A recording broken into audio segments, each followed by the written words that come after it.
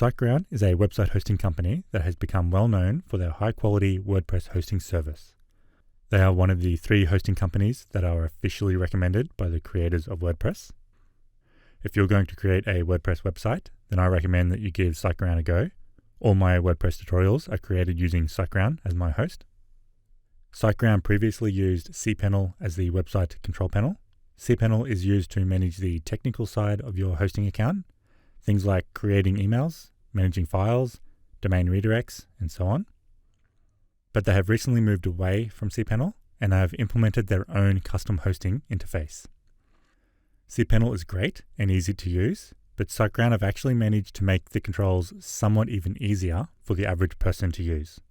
They've also added a lot of tools and features that work very well with WordPress and make the whole WordPress experience much better. Like this simple WordPress staging tool that lets you create a fully functional clone of your WordPress website that you can experiment with, add updates, new plugins, redesign your whole website, all without affecting your live site.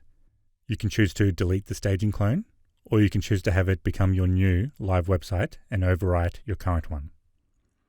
Many websites use a CDN service to improve their load speeds. A CDN is a content management network, which is a whole other topic on its own, but they are quite effective. And Cloudflare is one of the most popular CDNs, which you can use the basics of this for free. Typically, it can be a bit technical when you're trying to set this up.